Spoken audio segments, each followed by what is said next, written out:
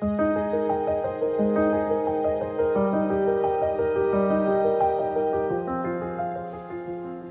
Marsar has a very interesting story. That's because Tarsar Marsar almost never happened. I'll take you back to when we explored and documented the Kashmir Great Lakes Trek, and that became a sensation in our country, and people started doing that trek in hundreds. They started doing that trek, and that was one of the greatest moments of trekking that was happening in India. So while we were running the Kashmir Great Lakes Trek, our people who in the valley, the Jammu and Kashmir, the Kashmiris who were there and who were associated with us, or our staff members, they would often tell us that, look, you are running Kashmir Great Lakes Trek, it's fabulous trek, but there is another trek that we know of which is equally good. My eyes would light up. I said, which trek are you talking about? There is this other trek which is called Tarsar Marsar. But that's on the other side. Not this side, it's on the other side of the road. It's a little bit interior. It takes a while to get in there, but if you do get in there, you will see another set of alpine lakes which is as good as these, if not better. Naturally, we got damn interested, and I said, okay, let's see. So I think in the year 2013, I think, we sent one team to explore Tarsar Marsar. One of our senior trek leaders was there. He gathered a few of our staff members and he said, let's go and explore Tarsar Marsar. So he went. And I remember I was there in our base camp at that time, Gagangir. And after a few days, he came back with the team and he was absolutely coated in mud from top to bottom and drenched in rain. And I asked him, how did it go? Hey, it was nice, but let me get out of these soiled clothes and this and that. So he was absolutely, what I got to learn from him is that the entire trek, whatever they did it in the rain. They didn't get even a single moment of sunlight. The entire 4 days or so they had spent in exploring this region, it was all cloud and whiteout. Then when he gathered his breath and he came back after his wash and things like that, I asked him, how was the trek again? He said, it's very nice. There are these treks, Tarsar, Marsar, and then there's Sundarsar, one is above the other. Very beautiful. We went all this trek, but we couldn't see the lake too much. It was all, we just got a glimpse of it and then the clouds came in, so we didn't really have much great views. But we liked the trek very much. It is very nice. But you know what, the descent was very bad. I had to go through all this undergrowth. You can see I'm totally coated with mud. They had taken a different route to come back.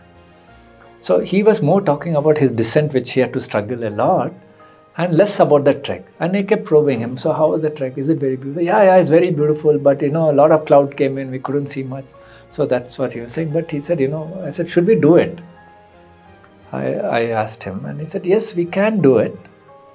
But you know what? I met a lot of shepherds over there, and they all told me not to come there. I said, why? He said, no, this place is not safe.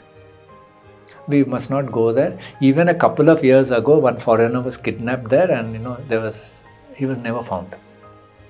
You must not go there. This is what the shepherds have told me. And being ultra sensitive about Jammu and Kashmir, we also decided, no, when such news are coming out, better. That trek may be good, the lakes may be great, but nothing is worth any untoward incident.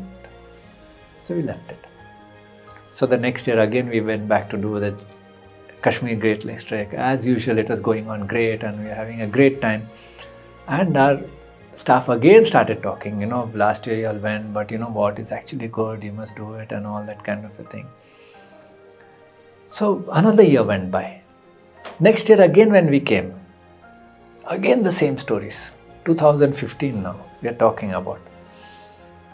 And they kept telling me these stories, Tarsar Marsar, it's a great place, you must do it, it's very nice and all that. And then I said, no, enough is enough. I've got to see it for myself. Let me do the trek, I'll take all the risk.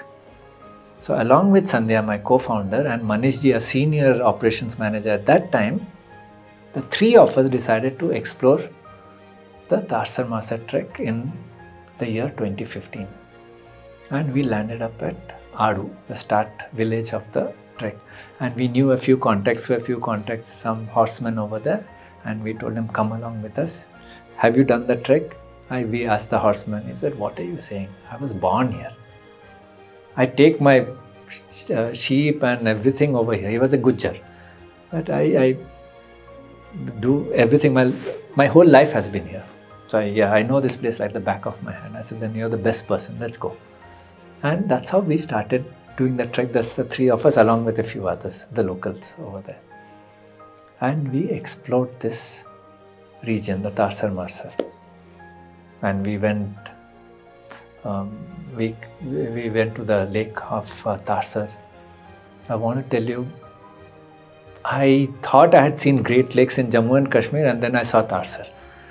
I said, this is unbelievable, it's not possible. And then the next day we actually did something so fantastic that even now I remember it and I get goosebumps, is that beyond the lake of Tarsar, people told me that the next valley is where we actually go to this place called Sundarsar, and we can have a look at Marsar from the next valley, which is just behind this high hills that you see, the sharp edges of mountains that you see rising above Tarsar. It's actually the other valley. We have to go down the stream and then come back to this valley. That's how everybody goes. I said, can't we go straight from here? People said, no, nobody goes. I said, why don't we ask some Bakarwals over here? And there was a Bakarwal settlement there. We asked him, do people go there? He said, no, nobody goes there. What, you can't go? You can't see the sharp edges of the mountains. Nobody goes there. But I was thinking, no, we can. Why not? Let's go. Let's climb up and see. And that's what we did. We climbed up those sharp edges of those mountains over there, and we were able to go up, and we found a trail which was going down there. And we went down there. And that became the famous Tarsar Pass that we are talking about today. Everybody uses that pass to go from this side to that side. So Indiahikes kind of actually pushed that and opened up that route which nobody actually thought was possible. Our horseman was surprised, even the local there was surprised that you actually went through that. Because we saved that entire circuitous route from this valley to that valley by just pushing it through from up to bottom. And we did that. We landed up in this, the other side, the Jagmargi valley. And we found some Bakarwals there settled. They were surprised to see us. We were surprised to see them. But we went ahead into the valley, and our horseman, because he knew this terrain very well, he took us to another lake, which was a Sundarsar. And we camped beside that lake, and again we were flabbergasted. And wow, such places exist. We had heard of Sundarsar, but Marsar was nowhere in the scene. Tarsar, Marsar, right? Two lakes, but where is Marsar? Now we have covered Tarsar, we have covered Sundarsar, where is Marsar? So our horseman said, look, I will take you on a new route to Marsar, which not many people know. Because most people trek from Tarsar to Marsar, but not from Sundarsar. Now let me take you from Sundarsar. So from Sundarsar, he made us climb through, traverse a snow section, made us climb a col which was behind the Sundarsar, that lake. And then we went to some flattish area. From that flattish area, he took us to an exposed ledge, from which you could see Tarsar, the Marsar lake about 1,000 feet below. He said, this is the best viewpoint of Marsar. You can see that entire lake, and you can see the turquoise blue color. And this is the view which people will die for, not the view which actually you get from the lake if you're standing on the shores of the lake. And we had to agree. And we were admiring that view, and then clouds came in and just took off that view. But what we saw and what we photographed, for that 10-15 minutes we got to see that view, it just stayed in our mind. And then we came back to Sundarsar to a camp, and we were just so excited about this whole trail. And then our horseman, whose name is Aziz Mia, whom we still works with us, and we are so fond of him, he said, now I'll take you down from another route, and we'll go down to the Leh highway. I said, wow, you can do that? And then he took us through another route, going through streams and rivers and valleys and waterfalls and beautiful forests to a place called Sumbal. And we landed up in the Leh highway. And we came back, and we didn't feel fear at all. And we thought that all these fears about terrorism and people getting kidnapped was all unfounded. This was the answer to the Kashmir Great Lakes trek. If one trek could give it tucker and could be at par, then it was the Tarsar Marsar trek. What we had seen, I started debating with my co-founder Sandhya that this is even prettier than the Kashmir Great Lakes trek. She was partial to Kashmir Great Lakes, but no doubt that both were at par. And we loved it, and from the very next year we opened it up, and people started taking to the Tarsar Marsar trek. And of course, initially not many people, because whole world by then were fascinated by the Kashmir Great Lakes trek. And we had to actually convince people that, come on, get on the Tarsar Marsar trek, you will love it. And as usual, people were skeptical, come on, you cannot beat Kashmir. Because by then, Kashmir Great Lakes trek was a superstar trek. And what are you talking about Tarsar Marsar? It took at least 3 years for the Tarsar Marsar trek to become popular. And then it did. And I remember that period had come just before COVID, when Tarsar Marsar and Kashmir Great Lakes had equal registrations with us.